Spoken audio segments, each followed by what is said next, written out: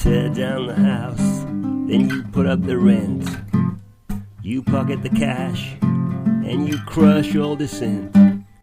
Hello and welcome to episode 6 of the Red Diaper Pail podcast, where we talk about politics, art, culture, parenting, technology from a left perspective.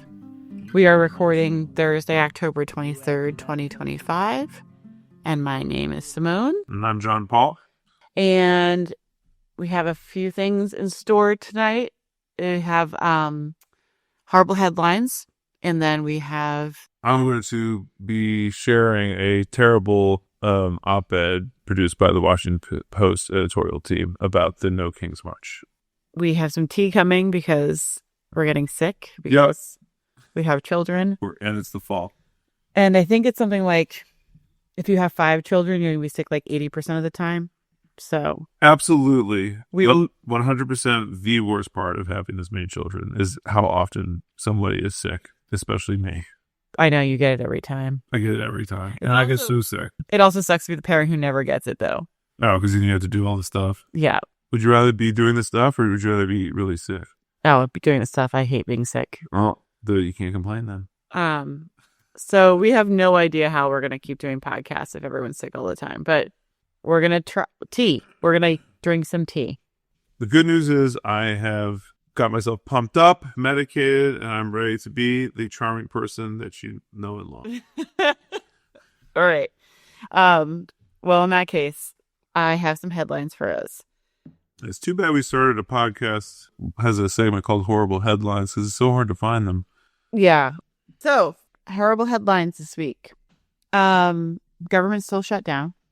And that means that 42 million Americans will lose access to their SNAP benefits in November due to insufficient funds. That sounds wonderful. 42 million Americans is roughly 10% of our population. Oh, my God.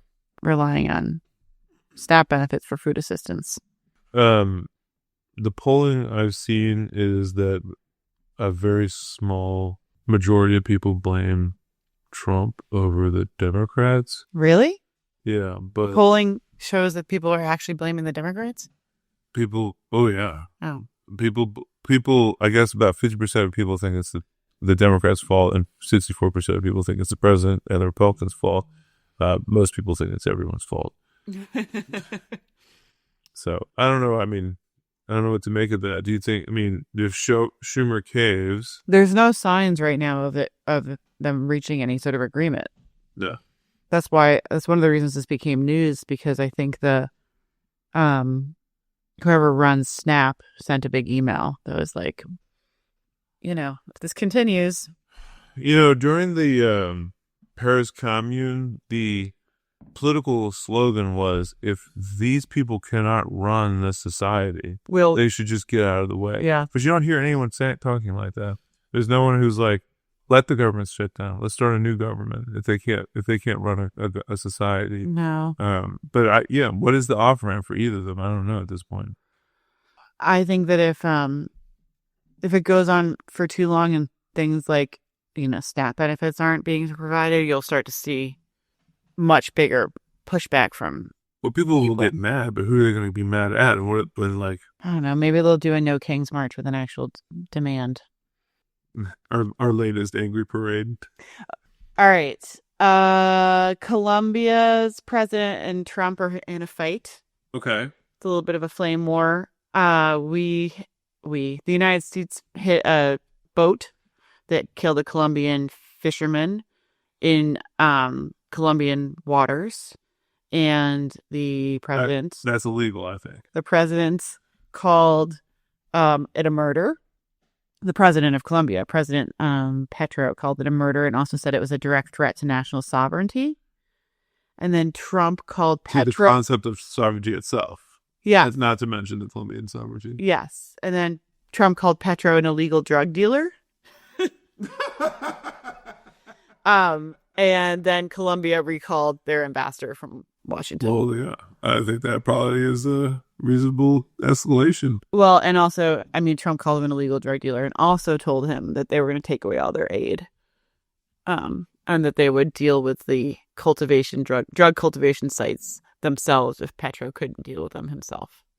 and it would be, quote, not done nicely, end quote. So, yeah. So this is more of this like Fortress America stuff, Manifest Destiny stuff. And I think, it's an escalation that Trump wants, right? Yeah. This is, he wants a chance to spit in the face of international law. Yep. And it's pretty obvious to everyone what he's doing, but the President Petro is calling it exactly what it is. He calls it the U.S. war on drugs is merely a policy to control Latin America and its resources, and that these attacks in Venezuela are intended to, quote, secure its oil cheaply, end quote. So why would you not immediately run to the Chinese? If you're Colombia? If you were any of these South American countries, if it's obvious and clear that the Trump administration does not care about national sovereignty, is going to call you names if you object to anything that they do, why wouldn't you run immediately to China? I mean, or sign some sort of like pan-American like defense compact or something. I mean, I imagine they are. I mean, I'd imagine this is why U.S. policy in Latin America hasn't looked like this before, because other earlier presidents who cared more about statecraft and diplomacy understood that you couldn't just spit in the face of the entire continent of South America. Yeah, I mean, they're weaker than you, but that doesn't mean they don't have any recourse at all. The Biden people were very motivated to start projecting soft power, which is something they had neglected, particularly in South America for decades, trying to sort of make nice and recreate something like a mutually beneficial relationship with some of these places. And Trump seems not just willing to, but like intent on burning all that down and sort of saying we're the bosses and we're tired of playing this game where we pretend that we had to make nice with you. Yeah, it's almost like he's daring it to not work. It's almost like he's thinking, why can't I just say these things? And maybe there's some people around him, they're like, you really shouldn't do it that way. And he's like, well, why don't we try it? I do respect it to this extent, is the Democrats will always tell you that they can't do the thing that their base wants because the rules preclude it. And you have to just accept them at their word that the rules are what they say they are. And he's had a lot of success breaking the rules and getting away with it. So there is sort of this like shattering of norms that people are identifying. And it's sort of yet to catch up to him, really. So, at some point, I guess it will, or I guess it will hurt people who are wealthy enough and powerful enough to make him care about it. But maybe so far it hasn't happened. Or maybe he knows that he's just part of the calculation is you get away with what you can get away with first. I'm not sure there's too much calculation. Yeah. But I do think he's learned that he can, that keeping his base happy is more important than respecting like convention. Sure. And drug usage coming from the sea, they call it ocean drugs, a little term that they use, the ocean drugs, is very close to non-existent right now. I wouldn't want to be in one of those boats heading away, they're driving happily to destroy the lives of people and that's the end of them. So the ocean drugs and the sea drugs by sea they call it also, that's almost down to nothing, as you can imagine.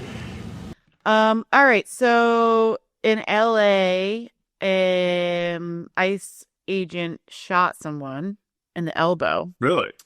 And then the bullet ricocheted and hit a U.S. Marshal in the hand. And the person they shot was a TikTok creator who's been live streaming immigration raids, Carlitos Ricardo Parias. That was the person they were actually trying to shoot. Yes, an influential LA live streamer was shot, and he is being charged with assault. He attacked an ice bullet with his wrist. With his elbow. With his elbow. And he caused the bullet to hit a U.S. Marshal. Right. He picked it up and threw it at the Marshal. What was he doing while this happened? Was he live streaming? They claim ICE claims that he was trying to ram his car into them.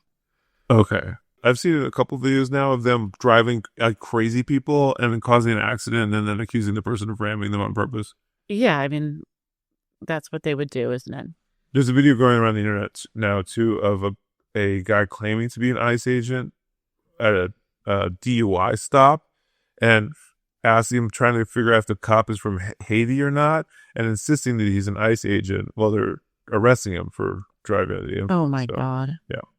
Well, this guy is well respected in the community. Definitely a live streamer. I'm sure there's footage of some of this stuff, and we've been asking like when's someone gonna end up shot in one of these encounters, and this was, I guess, the first one. I mean, I'm wondering when ICE agents are going to walk up on somebody, refuse to identify themselves, be masked, and say, "We're taking you in this car," and they're going to get shot. Yeah.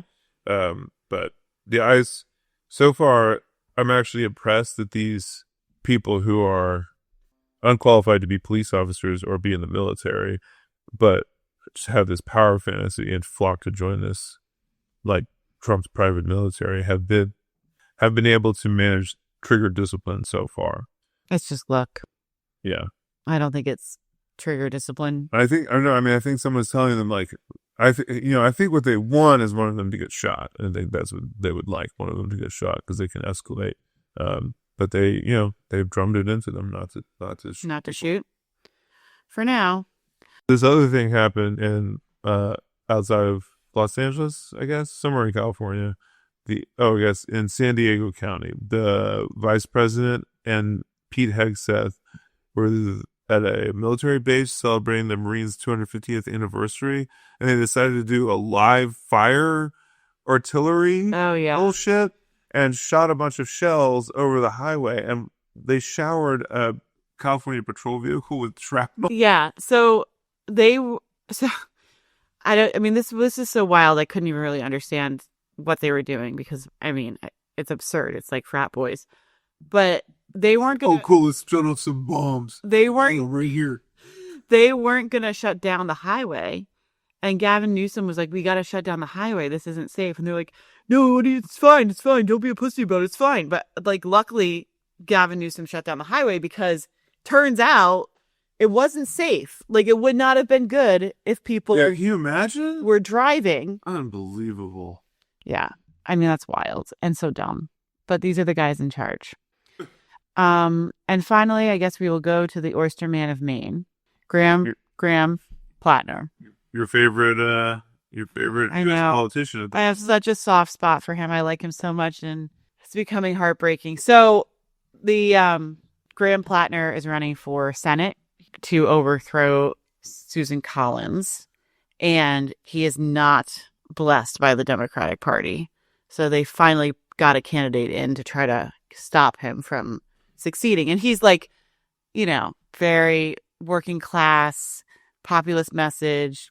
Like, it's like a young Bernie Sanders. It's great. I love him. His social media content's great. I just read this, got most likely to start a revolution as his yearbook superlative. Like, I love everything about it. I don't know why I didn't get that. For state senator. Why didn't I get that superlative? State senator. I'm not sure why I didn't get that superlative. It's fine though. But they finally got the governor of Maine, Janet Mills, who is 77, to run against him. And now all this opposition research is dropping. So it came out a couple days ago that he has a tattoo on his chest of a skull and bones that he got in Croatia 20 years ago, but apparently it's Nazi imagery, and he didn't know, so now he's got to get it covered up. That's not the kind of revolution I think that they thought he was going to give in high school. Yeah, this is the stupidest story ever. I mean, he's a Manchurian Nazi, like that. He's pretending to be a social democrat because why would he just be a Republican then? Where there's no room in the Republican Party for a guy like him. I haven't gotten a good photo of Graham's. What is that? That's a blob. That's right. So I can't get a good. If anyone has a photograph of Graham without his shirt on, send it to Simone. She's looking. She's collecting. She's got a whole folder on her hard drive. A close up is fine. Because what I'm getting, I can't tell. It looks like a blob. But I don't know. The ADL has a resource about the skull and bones. Made on display. They're going to take Graham away from me. They are going to take him away from you. I hate to tell you this, but it'll either be they take him away from you, or he will take himself away from you by really disappointing you in very short order. I'm sorry to let you know that, but Well, I prefer that. So this is what it is. It's a Totenkampf. Yep. A death's head. During the Nazi era, Hitler's SS adopted one particular Totenkampf image as a symbol. Among other uses, it became the symbol of the SS Totenkampf Verband, one of the original 3 branches of the SS, whose purpose was to guard the concentration camps. Wait, it's not funny. You can't laugh while you're saying that. So he's a Nazi prison guard. Well, that's what he wants to be. He doesn't even want to do one of the cool ones in the Panzer Division. He wants to be the guy from Schindler's List who sits in the guard tower. So the story I've never seen. Just for the record, I have never seen this in my life. I didn't. So I am looking at the Wikipedia article now, and the symbol that is for the SS Totenkampf. I have not seen that actual iconography before, but I was familiar that certain skull and crossbone imagery was used by the Nazis. Were you also aware that certain skull and crossbone imagery was used for pirates? Yes, also pirates. I mean, and they're saying there's no way he wouldn't know. He's like, he knows military history. Maybe he'll come on the pod. I have a connection. So you could just get him to talk about this. Graham, I will behave myself if you come on the pod. And you can explain why you have plans to be a Nazi concentration camp guard. In Maine. Yeah. Long-standing plans that you tattooed to your chest. Just to avoid any chance of deniability. Would I rather they take him away from me or... Him take you away from... Yeah. Him take me away from him. Him take himself away from you. Yeah, I mean, these folks, they either... We know that you're not going to be a Graham fan. A Graham fan? Oh, I'm a Graham fan. You're a Graham fan. I mean, he's AOC, but, But he's an oyster farmer. 5 years behind. He's an oyster farmer? Mm-hmm. Okay. He's a... Nazi oyster farmer. Well, she was a bartender.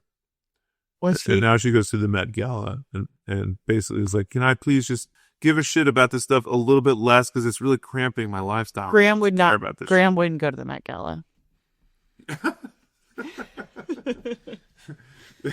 What's worse, that or the Nazi tattoo? I don't know. In this timeline, it's unclear. And I'll say this. If they thought that this was going to scare me off, if they thought that ripping my life to pieces, trying to destroy it, was going to make me think that I shouldn't undertake this project, they clearly have not spent a lot of time around Marines. Before the tattoo, there was some digging up old Reddit posts that were racist. And then after the tattoo, there was commentary about Graham hating rural people. Okay. Wait, so what's the racist? The racist Reddit post that I saw was that he said black people don't tip. Right. Okay. Yeah. And then he went on Positive America to explain why black people don't tip. He did what now? Well, he said that he learned from a friend that there is structural racism and other things that affect black people's tipping. That helped him understand and give more context to his racist stereotype. Okay. Well, as someone who did work as a server, this is like the kind of dumb shit that white servers do come to believe in the course of, and I think this is a good illustration. Well, and you were a server in rural America. Yeah. And, the people I worked with complained about this all the time. And I think that, like, his friend was a black person, right? Yes. So, like, there's two things. One is, like, this is stupid shit that people believe, and going about their jobs, they gripe about things. Sometimes they cast that stuff in racist terms. Relationships with people who are different than you help with that. Yeah, they help you understand the world in much more complex ways, and have empathy for people that aren't like you. And that is what he said. He has said that I think he flubbed what he said in Positive America about black people don't tip, and yes, now I understand. Now I understand why, which is not exactly. But then he has also said that he has previously in his life believed things that he now thinks are abhorrent, and that he has changed and learned, and mostly he's changed and learned because he has talked to people who have different lived experiences and knowledge than he has. Yeah. Which is, what more can you ask for? That's Well, that's what we want people to do. No, like that's absolutely true. Is we want people to grow, and we want them to grow through having relationships with people who are different than them. And like, I think this is a good case study in the comparison with what we talked about last time, the racist young Republicans. Yeah. Who, like, this is what we sort of asked for, was like an apology, owning it. I was wrong. I caused harm. But I still, with this stuff, I don't know if he was going far enough in like taking accountability and figuring out ways to like undo harm, or like, I mean, he's not going to start a charity for like to help, white servers not be racist or something. So I don't know what exactly that looks like, but like saying I understand that black people have a good reason for not tipping me is not quite good enough. It's not. Although I think the other things I've heard, which is like I had beliefs that I can't stand by anymore, or my beliefs have changed, or those beliefs were abhorrent, but I've changed. Those are pretty good accountability statements. Yeah, I think they're good parts of larger accountability conversation. I mean, I find myself being quite willing to be forgiving of people saying stupid things in their teens and early 20s, particularly when they're not getting a sophisticated education, for example, or like. Well, I think we should say he wasn't in his teens; he was fully an adult, because we definitely have held other people accountable to being fully adults. I don't know. The tipping thing was in his 20s, I think. Okay, well, people do grow. And I definitely think he's handling it better than the young Republicans did, but certainly handling it better than the young Republicans. I don't know. Honestly, the thing that's more likely to hurt him is insulting rural people. Yeah, I mean, that's tough, right? Because there are a lot of rural people, I think, who are very racist, and they're so committed to racism that they're hurting themselves, and they don't even care. To be clear, he called rural people racist and stupid. Yeah. And so it's funny. Is he racist? Is he a Nazi? Is he anti-racist? Does he hate rural people? I don't know. All of it. Yeah, whatever you want to see, you'll see. I can understand why he would have that reaction to racist people, racist rural people. Yeah, I mean, is he saying that all like rural people tend to not have as much education?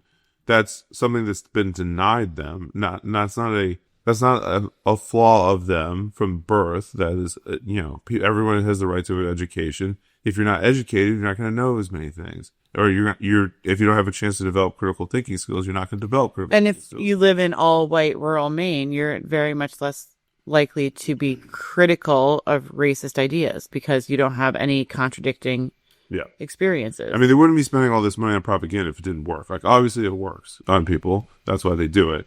But I don't know if calling people stupid racist. I mean, this is again a stupid Reddit thing. I mean, this is not him. This is not his campaign position. I don't know. I mean, to be clear, do not vote for him. I don't think you should vote for him. I don't think you should vote for any of these people. They're just going to disappoint you. I'm not defending him. Well, you're saying that as someone who refuses to engage in electoral politics and is not a registered voter. Correct. Not because you shouldn't vote, especially for Graham. Yeah, Platner. I have less of a problem with him, honestly, than most of these people. If you want to vote, you find yourself having a free 20 minutes, find yourself registered in the state of Maine. I mean, go for it. Vote for the undercover Nazi. Why not? He's not an undercover Nazi. He's a perfectly nice man who farms oysters. And you wouldn't want to make him sad. No? No, I don't want to make him sad. We don't want to make the near octogenarian. We don't want, what's her name? Janet Mills? Come on. This is absolutely the case.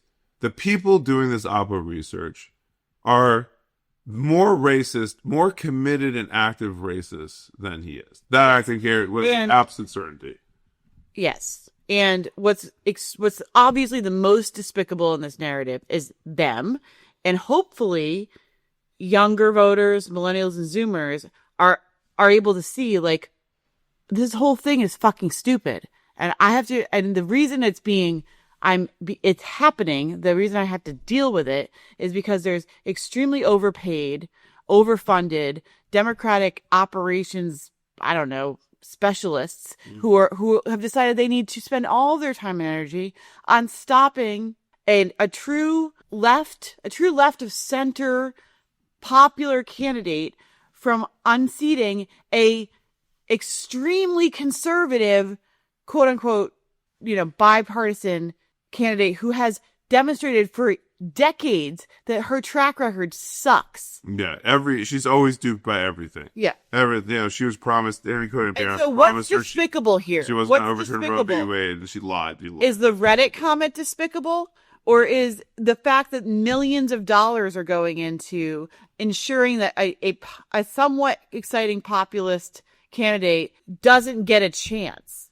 I mean, they're both pretty despicable. But I think, they want to do is they don't want threats to structural racism, so they're going to wave a bloody red shirt of like some sort of off the cuff, stupid young person racism that's been corrected. If you're going to participate, which I guess you're saying do not participate, but if you're going to participate, are you going to participate on the side of maybe trying to do something a little bit differently, or participate in the side of the biggest losers in history, undercutting basic popular leftist ideas in the face of rising fascism and extreme economic inequality? Which are you going to pick? Yeah. I mean, you can pick to just opt out of the whole thing. You're not, but if you're going to pick one, like obviously one is better than the other. Not that once he's elected, he will do nothing different. But, it's a nice idea. Yeah. All right.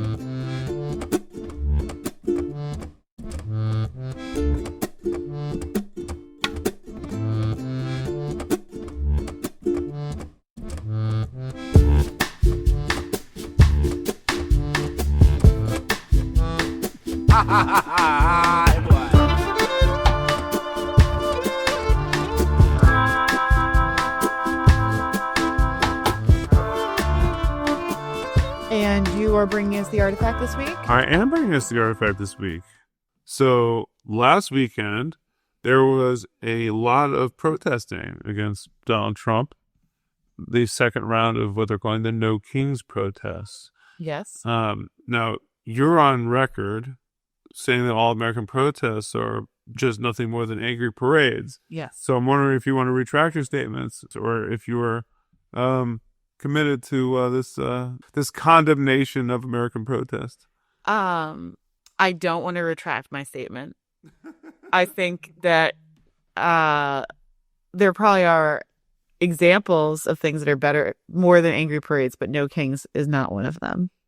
And I did read that there was upwards of 7 million people who participated last weekend, which is great. And we did bring our kids to a little version. So you were like, that's nothing but an angry parade, and I definitely want to be there for it. Well, my calculation was that it's similar to voting. If I'm going to out myself on this too, that if it's not keeping you, if you can just do it and it doesn't wait, it's not keeping you from doing something more impactful with that time, then it's like kind of a no harm, no foul. And in the case of so you're saying you don't need to agree with it all the way, but you certainly, there were not every protest you would go to, like. No, I would not go to every protest. I think that in the for No Kings, I mostly went to let my kids support their friends, and seeing that you can say you don't like something as a group with signs and marching. I think that the numbers for No Kings are good, but I certainly think that it's not a coherent set of demands. It's not meaningful protest. It's not connected to labor well enough. Yeah. There's a lot of discourse online about whether you participate in something like this or not. It's very mainstream, very liberal. I saw videos of people getting mad at protesters for having a Palestinian flag and stuff, because they didn't want it to be, they wanted it to be as broad as it can be, which is essentially the Biden coalition. Is what they want. They want to get everyone in that coalition, regardless of how ugly and nasty their politics really are. I mean, I think we all understand that tactically communist parties are going to send contingents to recruit. Right. And I saw some videos, and they should. I think they absolutely should. I don't think they should show up and be anything but themselves. I think they should show up as communists to recruit. I saw some videos of I think it was DC, where they took turns on the bullhorn, so the anarchist contingent got to do their chants, and then the liberals got to do their chants, and very cute. Yeah, cute. Yeah, I mean, I agree with you. I think there's the ultra left position, which is that I don't support these things. The only way you get a coalition like this is if you water it down to the point of being meaningless. I'm not going to support what is essentially parts of the ruling class exerting itself against another part of the ruling class and using a lot of working class people to do it. And then there's the really opportunistic one, which is like wherever there's a protest, regardless of what it's about, regardless of who's leading it, we'll show up. You show up because at least it's anti-fascist, right? Like they may be in favor of killing every Gaza person, but at least it's anti-fascist. They might be in favor of mass incarceration for black people, but at least it's anti-fascist, and that's the other side of it. So I think the middle is, this is where I am, is you go and you don't go just to be another warm body. You go to have influence. You don't desert the field in a sense because you don't agree with everything in the field. You go to where people are and you have a conversation and you try to wrestle what people there are winnable to a more radical line. You go to express where there's areas of agreement, where there's areas of disagreement, and you try to have show some leadership, some protagonism. Like you're not going to change anything by complaining about it. Yeah, I think that protagonism is a good word there. I think you do show up with protagonism. I think that is one of the reasons I was happy to bring my kids to something. So I want them to see their own protagonism and their community members they know have protagonism and show up and say what they stand for. I think that it's like the same thing we've talked about earlier. Content matters. So it's not like you show up to no protest because you're an ultra leftist, or you show up to any protest because you want to be anywhere. It's like, it's not anti-fascist to not be anti-genocide in Gaza. And I wouldn't go to a explicitly Zionist anti-Trump protests because that to me is the content-wise would be wrong. No Kings, content-wise, I think is fine enough to go as long as you show up with some integrity about what you believe and you try to have influence. And honestly, it's better to show up as a contingent of a group and to have influence than it is to show up as a person solo walking in an angry parade. Yeah. Okay. Well, that's a very reasonable take, I think. Yeah, I'm known for those. But what's the artifact? So the artifact is a really stupid take. This is the editorial board of the Washington Post. You brought us another op-ed from a major newspaper. I did, and I brought you another one that's directly connected to a tech oligarch. Which one? Bezos. As you know, Bezos has purchased the Washington Post a few years ago, but only because he understands how sound an investment print media is. Yeah. Not because he had any other agenda. Is this Bezos' take on No Kings then? I mean, it's unsigned. It's signed by the editorial board, which I assume means that he wrote it. I mean, what does that mean, the editorial board? Well, they sat in a room of, 10 people and workshopped the whole thing? Of course newspapers, editorial boards do that, but... They do not. They do not write it together as a group. They have somebody write it, or a team of two, I don't maybe. think that they're doing like I'll write 6 words, you write 6 words. This was handed to them, or they workshop each word in the sentence. This was handed to them. All right. Bezos' comms person wrote it. Heard it here first. No, I'm just making that up. Okay, right. That was not fact checked. It's spreading more fake news. All right, here we go. Like the Tea Party of 2009, No Kings protests are a warning to Trump. I didn't realize that Tea Party of 2009 was a warning to Trump. Yeah, that's just bad writing. The GOP dismisses Saturday's mass mobilization at its political peril. Its political peril? At its political peril. Okay. America has a long, proud history of peaceful protest. The country also has an equally long, though less inspiring, history of politicians convincing themselves that some dark and sinister force is driving those protests. Keep that in mind when considering the significance of Saturday's No Kings marches against President Donald Trump. Okay. Yeah, good? Okay. I mean, I have some thoughts, but you can continue. The whole point of this is for you to share your thoughts. Oh, my first thought was that there is a history of sinister, dark forces influencing protests. And actually, the one thing which the No Kings and the Tea Party have in common is the AstroTurf element. But why don't you continue on? 100% true.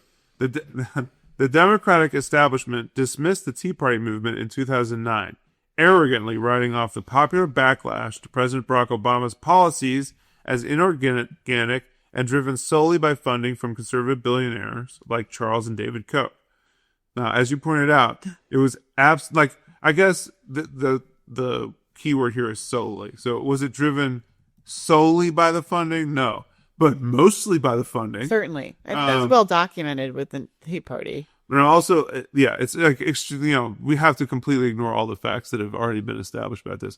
But the important thing about this article, I want you, everyone pay attention to this. The backlash to President Barack Obama's policies. Which policies are they talking about? Do they ever mention them? Is there any analysis of that at all?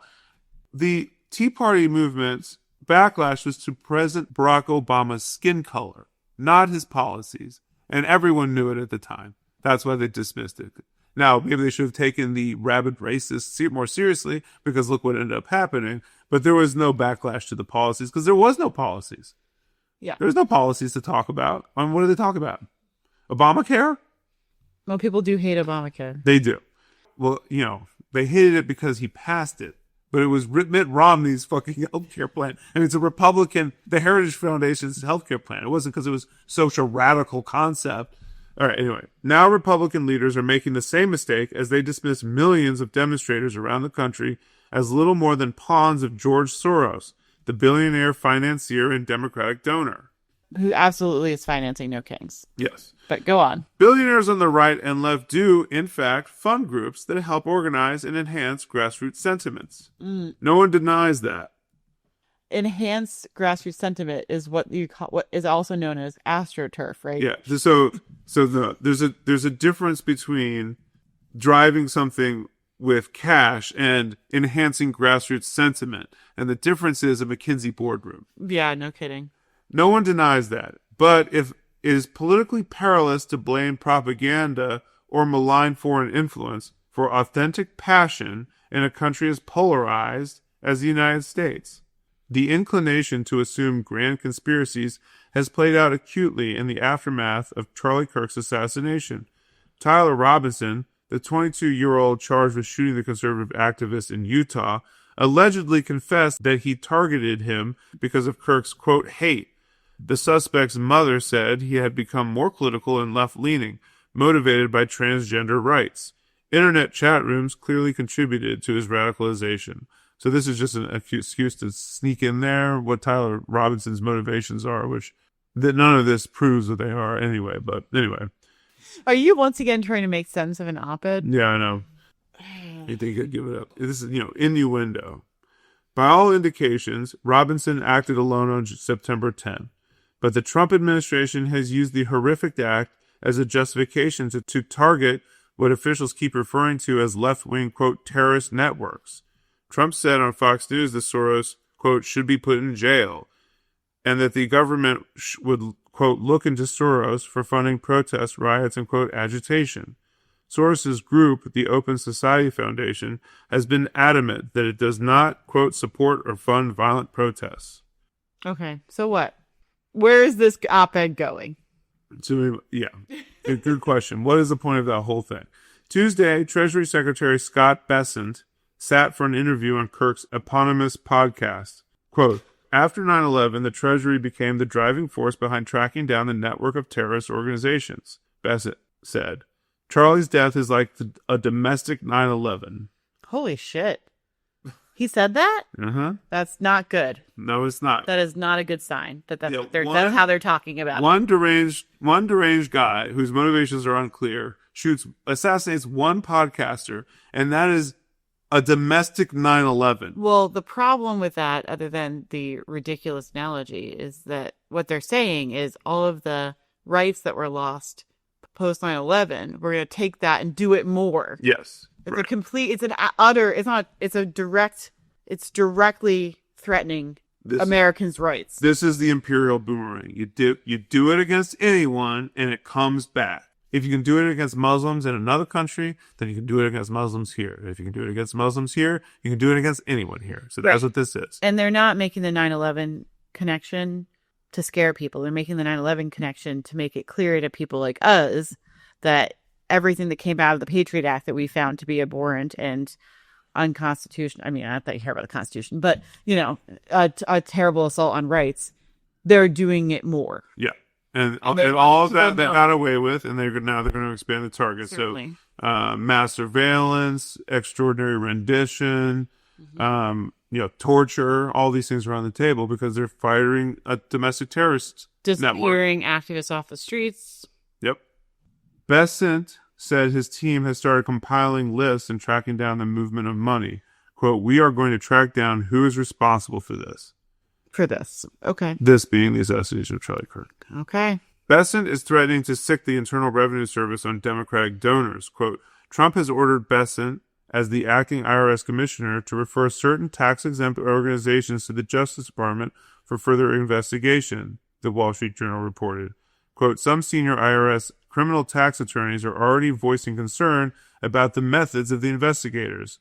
And this is, an important part of fascism is the ruling class, they're not all on the same page. And when fascism is on the rise and the capitalism's in crisis, they tend to disagree about how they make money, about what the best way to go about handling the situation is. And so a fight between each other, including jailing and disciplining each other in other ways, like sicking the IRS on each other, is part of that. Mm-hmm. So what I've been looking for, and what this is an example of, is there is the stuff against left-wing activists, and they definitely want that. But they would love to criminalize ruling class opposition to them as well. Like, do not mistake that as something that it's not, which is an attack on the ruling class itself. It's part of the ruling class attacking another part of the ruling class to consolidate power. The Treasury Department did not respond to requests for comment, but its pursuit of left-wing groups recalls a scandal during the Obama administration. What? I'm glad you asked. In 2013, an Inspector General report faulted the IRS for using inappropriate political criteria to select right-wing groups for heightened scrutiny. It identified 96 groups with names referencing Tea Party, Patriot, or 9/12 that faced intense review. There was no evidence linking Obama to this misconduct, and the Justice Department opted not to file criminal charges against any IRS employees after a 2-year investigation. So they're talking about the deliberate, planned, and coordinated use of a state apparatus, the IRS, to attack the donors of their political enemies. Is the same thing as Obama's IRS, which he had nothing to do with, alleged to have had higher scrutiny for these crazy AstroTurf organizations that they could even file criminal charges over. Yeah. So this is the far left and the far right now. Yeah. I mean, this is what the op-ed writers do, is go through great lengths to innuendo. It's innuendo. To equate these things. But again, what is the point of this? Are we arriving at a point? We're going. This underscores the bipartisan impulse to assume something sinister about the other side's donors and money flows. There's nothing sinister about either of them. No, certainly not. Yet past failures don't justify what is happening now. Speech and protest are safety valves for angry Americans to let off steam between elections. You're saying parades. You're saying the quiet part out loud. Look, this changes nothing. It's just a safety valve so they don't kill us all. Ease off, please. Let those people let off some steam. What a perfect encapsulation of the liberal mindset. Let them off. What are you doing? You're going to get rid of the steam valve? What happens when you get rid of the steam valve, Trump? Revolution. They're also a warning for those in charge. Okay, I guess it does have some... After Obama's landslide victory in 2008, Democrats deluded themselves with the idea that they could hold large majorities for years to come. They plowed ahead with unpopular laws that most of the country disliked. Wait, did Obama get reelected? Or do I just imagine that? He did indeed. But Americans didn't like it after 2008. No, most of the country disliked it. They plowed ahead with unpopular laws that most of the country disliked. and were punished with a generational rebuke in the 2010 midterms. Rebuke, yes. I remember the 2010 midterms. And then I remember the 2012 election. Trump and his supporters might consider whether they are making the same mistake ahead of 2026.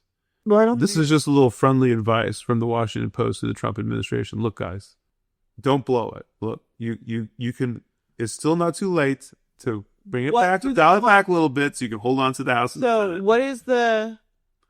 what's between the lines here? What is it that precisely they would like them to dial back to make sure that they don't fuck up the 2026 midterms? I mean, they're basically saying. I mean, I'm sure Bezos put that in a package that went directly to Trump. But what's between the lines in the WAPO op-ed? So the headline is Republicans, MAGA, Trump administration. If you look at this, That dweeb with the glasses that talks shit, the one that's got a very aggressive hair, and was saying that if you look at the protests this weekend, you'll see a lot of, terrorists and Muslims and black people. Miller. No, it's not. Is he maybe the speaker? Who's the Speaker of the House? Oh! This is the guy who is the Speaker of the House, and he's a dweeb with glasses and aggressive hair. Mike Johnson. Yeah, that's the one who's Mike Johnson. Porn Accountabilibuddy is his son. Say that again. His Porn Accountabilibuddy is his son. Yeah, with a name like Mike Johnson, I do understand how you'd get confused with Steve Miller. They're very basic names. Strong American names. That name you can forget. So the headline here is that all the MAGA right, your temptation to say we are on top of the world, everyone is with us, this is no more than a tiny blip, is wrong. There are people in the country who are very, very upset. In fact, lots and lots and lots of people are very upset, and you're going too far. So if you dial it back, maybe there's still time to dial it back. But if you believe that everyone likes all these things you're doing, then you're mistaken, and don't dismiss these, because this is the embodiment of people's dissatisfaction. So I got that. Okay, but I'm wondering if there are specific things that we're supposed to understand are too far. Yeah, what's too far? I guess that's there's no. So curiously, the article is completely devoid of policies on either side, with the exception of using the IRS against your political enemies, which would be too far. Which I guess is too far. You never go after rich people with the IRS. I mean, that should be the Washington Post should just change their tagline to "You never use the IRS to go after rich people." I'm sure Trump would agree. No, he hasn't. I think he agrees with you don't go after Trump with the IRS. Yes, that's right. I assume we're supposed to divine some things that are too far from this. So that's, I think, this insidious, sneaky part of this. And this is part of what we talked about with the Barry Weiss stuff, is shifting the Overton window, being active participants in shifting the Overton window. The bottom line is majorities of the country were not against the Obama policies, except for that they didn't go left enough. That was amazing. That people were very big in favor of the public option. That didn't happen. You got Mitt Romney and the Heritage Foundation's healthcare plan. And then you got what? Bank bailouts made people really mad.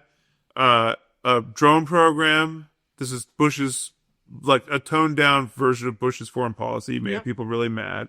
Obama was really the last person that we'll see in our lifetimes, I think, be able to present himself as cooler and more progressive than he actually was. Because I think people now are savvy to what he pulled off and aren't going to fall for it again. But there was no, what are they talking about? What policies were too left-wing? He didn't nationalize anything when he had the chance. He didn't start a new social program. No, there was nothing that was too left-wing. Yeah. I mean, Michelle Obama was like, we should have children exercise and eat good food. Pretty sure that Kennedy agrees with that at this point. And they make America healthy, crazy people on Instagram. So yeah, I mean, nominally the Tea Party was about too much tax dollars being collected and spent, and Trump, the deficits exploded under Trump way more than Obama ever did. So obviously that it's a bunch of horse shit. You're right. You were right about what the Tea Party was really about. Is about people not wanting a black president. So that put us. And it was 5 people in the center of their towns. It was not, 7 million. 7 million people. So, it was never even funny. So there was a tie. in the very, very recent past, when there was a bunch of people who were within a range of normal. Bush was a little bit on the edge of that, but, for all intents and purposes, still a liberal, like in the classic sense of the word. Obama was, Clinton was. These guys all hang out. Mm-hmm. They all they have go play golf, etc. Right? They're all part of the same like normal political environment, peaceful transfer of power, yada yada. And the aberration was Trump, such that we had like the Never Trumper movement. We've got huge defection of neocons from the Republican Party. We have even people like Ben Shapiro, we talked about last time, saying that regardless of what happens, we can't allow this man to get in power. I don't care how much I agree with him on paper.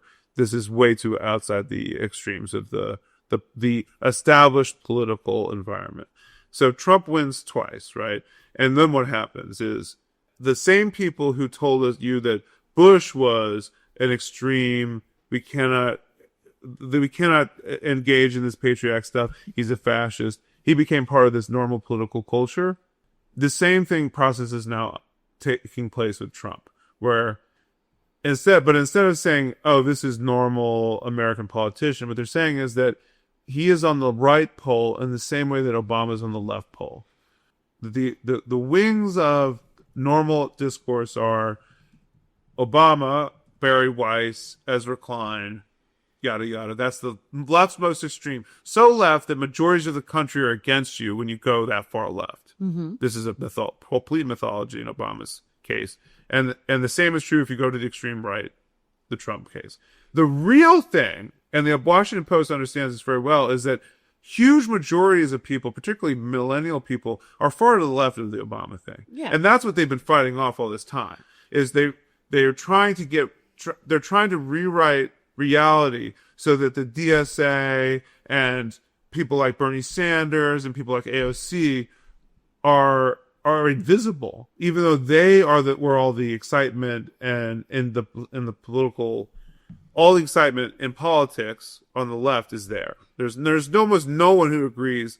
There's almost no one in American politics who agrees with the Biden, Buttigieg, Biden center anymore. It's devoid of support, except for people who are so desperate to avoid Trump that they're willing to go that way. But no one actually supports that. Almost everyone in the Democratic Party is to the left of that. So, like, what?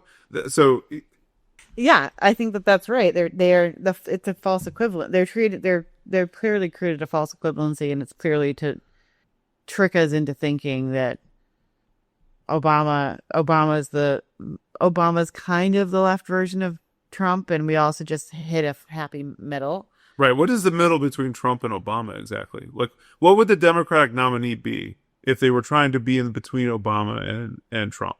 I don't know. I also wonder if there are things about the Trump administration that they are genuinely asking that it calm down about, because they certainly aren't saying it.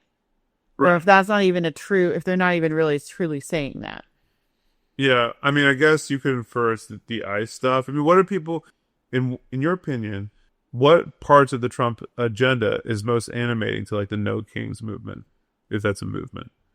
Well, I think it was Elon Musk stripping the government away, like government services away. And then Elon Musk was booted. So now it's like some combination of like restore the government, ICE is bad, and, I think people don't love like going after Bolton and Comey and the sort of like going after your political enemy stuff. But honestly, I think it was I understood No Kings more coherently back in the early days when we had Musk like cleaning house. I mean, is it No Kings like, at least on the surface of it, like an anti-authoritarian? Yes, it's anti-authoritarian. So it's not like a reef on the government thing. It's you cannot set yourself up to have powers beyond what you're constitutionally granted, which would seem to suggest it's about ICE. It's about trying to run for a third term. It's about bullying other parts of the government, right? Like ignoring the judiciary. That's right. Bullying other parts of the executive. That's right. So that's what they want. Constitutional norms back is what they want. That would have been a much less painful op-ed to write. Or to read, I guess. You can't make Trump so Bezos can't make Trump too mad by criticizing any of the policies. This is friendly advice. It's not that the things you want to do are bad. It's just it's not popular because you've gone too far. It's friendly advice, and mostly it's recentering, it's reestablishing the center, so you can't be that mad at me. But what is the center? I mean, Mike Bloomberg? What is this? Tell me a Democrat to the right of Obama that has any chance in hell of being elected in the Democratic primary. I think Cuomo is doing quite well. Okay. Well, anyway, that's where I'm sticking to it. To me, it's so galling to pretend that I was a critic. I canvassed for Obama, and as soon as he was You're admitting that? and as soon as he, I did not. I didn't vote for him though. I had nothing else to do that day. Within the first month, I realized my mistake of his presidency. I realized that nothing was going to change. That I had been sold a lie. Took to dig with 2 G's, Tumblr and Twitter to get your angst out. Yeah, indeed. It is so galling to me to imply that Obama is the left-wing Trump. When the guy is... It's absurd. He's a center-right... It's a center-right political movement. Have you ever... Not in terms of like global, but in terms of the U.S. population. Have you ever considered that the op-eds are actually psyops to make your brain explode? Yeah, to give me something to scream and yell about. Yeah, because it's letting your steam off. Like the FBI, literally fed me that article. No one else got that. They says the editorial board, but it's really like 3 guys in the FBI who are like, "Oh, this is really gonna." It's not even 3 guys. It's an AI, and the FBI was like, "Let's get this out of his face." Maximize. We were gonna make this man nuts by the end of this year, and we won't have to deal with him any longer. But just some actual content on No Kings. Okay. So, what's next for No Kings? Is there another, are we having an angry parade of recorder? But there was, some people started to talk during this particular No Kings about what's next, how to continue to be an activist. Will there be a general strike? The mayor of Chicago called for a general strike, which is very interesting for a Democrat to do. Yes. Chris didn't call for anything specific, just said it would be a good idea. But yes, and there's been a lot of content just generally where people are like, "This is great, but what do you do next?" It has to be related to labor, just like people on Instagram saying this. That's right. Chris Smalls, who's an Amazon organizer and has been a flotilla activist, had a post about all these calls for a general strike. They kind of it was pretty. He had a post about all this content about general strikes, and it was pretty damning. He was basically like, don't call for a general strike off the cuff in the United States. There's no infrastructure. There's no union membership. There's no capacity for the United States as it exists right now to be anywhere near general strike, let alone industry-wide strike. And he basically was arguing that's step 30 and we're at step -10, which I thought was depressing and probably accurate. But it does sort of leave a lot of open... I'm glad a mayor is calling for a general strike. I'm also... don't disagree with him that it's kind of I think lip service. It's nonsense if we don't have the infrastructure for it. Yeah, I mean, I'm all in favor of building infrastructure, but that seems to me to be... I mean, he's saying that is because... that ultra-leftist of him? No, I don't. Actually, I think it's a little bit of a conservative impulse, actually. Oh. So this is sort of look, labor is in charge of labor... politician man in charge of Chicago. Don't lecture to labor about how to do this. We have a whole system and a whole wealth of knowledge, and you can't just sort of from the outside shout an instruction to labor. And there's something to that, right? Politicians should not be leading the labor movement. The labor should be leading the labor movement. I didn't take it as territorial, but that might be the case. But more fundamentally, if you believe that this is fascism, and I do, and that these people are serious about winning power to the extent where they can start really hurting people and killing people that they disagree with. How long does Chris Smalls expect us to be building this? What? People go to war to stop fascism, right? Yeah. So if you're I think the problem with the wishy-washy is it makes people watching from the outside who aren't sure how to feel go, they can't possibly really believe this is fascism. Because if they did, they'd be behaving much differently. And that's why no one believed the Harris stuff about this is the last election of your lifetime. Because if you took that seriously, you'd be taking it more. You wouldn't have Oprah, right? Like, what are you doing? If this is what's Oprah got to do with it? Well, if like it was a campaign of celebrities. It was a campaign of celebrities and like big stadiums with music playing and pop singers and stuff. That is not what you do if fascism's coming. If fascism's coming, you're taking this a little bit more seriously than that. Oh, I see. And I think what it taught people was that this was how many times we're going to have to hear you cry wolf. And the same thing applies. Like, I think Chris Smalls probably also believes this is fascism. And he's right that the more infrastructure we have, the more successful that fight back will be. But we cannot spend our entire lives waiting for that infrastructure to emerge until we're all in cattle cars. Like, we have to act. I mean, he basically says, similar to what we said, like, other countries' general strikes are, quote, being led by socialist and communist unions. And he's without that type of political infrastructure, it's very difficult to organize a strike. That's what I mean. Like, that's what I mean. Is like he doesn't want a liberal politician to be in the lead, and he's right about that because if they lead it, they'll lead it to disaster. And he's identifying sort of technical instead of political reasons why he doesn't want someone like Bowman is in charge. And I think that's a mistake. But make the political point, right, which is that we can't have people like you because all you want to do is put someone like Biden back in power, right? What we need to do is we need to have people on the left who are actually invested in the labor movement organizing this thing, because then it will lead to what people actually need. And his follow-up tweet is, we have unions who support a bipartisan genocide and refuse to support grassroots movements and continuously allow the two-party plantation politics system to lead their organization. That's it. That's correct. Yeah. That's it. And then he's plugging at the Labor Party USA, which I don't know what that is, but it looks like some sort of coalition of groups trying to more technically describe how we get the U.S. to a general strike. Join a tenant union, join a mutual aid association, join a labor union. Like, there are some steps that have to happen first. Mm-hmm. And those steps are a better use of your time than an angry parade. That's true. So I guess getting ice cream and watching Real Housewives might not be a better use, though. So if you need to do your angry parade, you can do that too. Yeah, I see. Yeah, I mean, I think that's a good thing for people to take away. Is like, if you went to the angry parade, that's great. Now join an organization, join a tenants union, find some way so that when there's a general strike called, you are striking with other people. How about just get to know your neighbors? Yeah.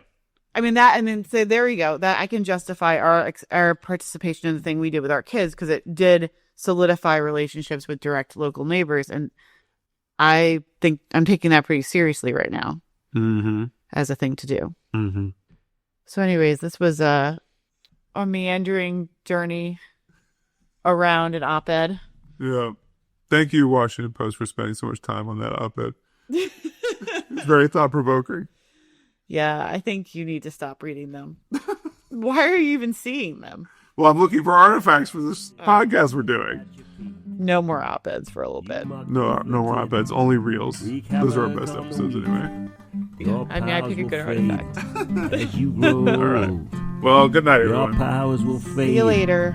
As you grow old, your powers will fade. As you grow old, your powers will fade.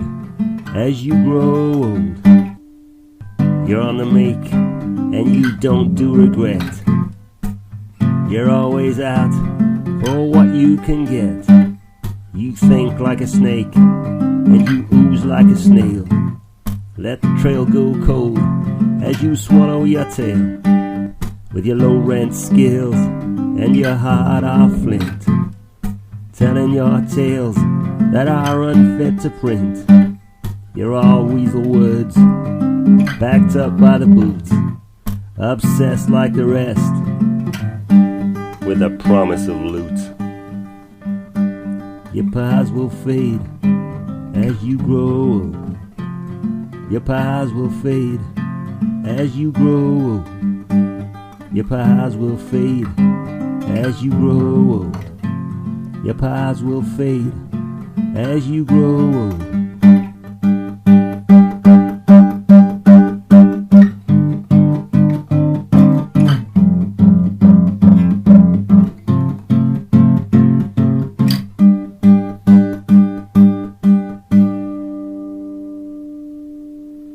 You demand of the sea, it obey your commands.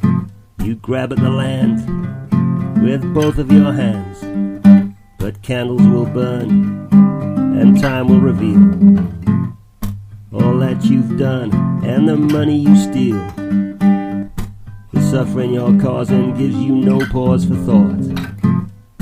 You got your claws in the dead summer's heart. Birds will return, as the birds always do. When they come home to roost, they'll feast on you. Your pies will fade as you grow old. Your pies will fade as you grow old. Your pies will fade as you grow old.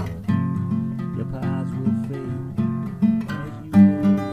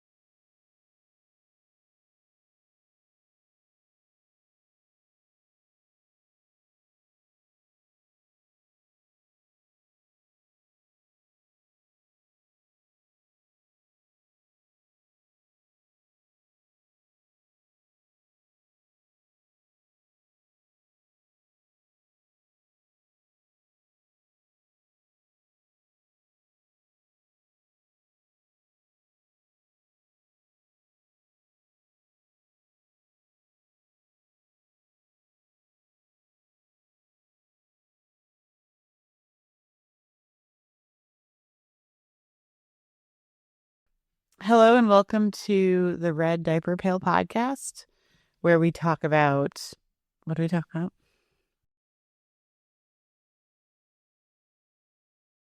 All right, well, Japan. Next. Sure.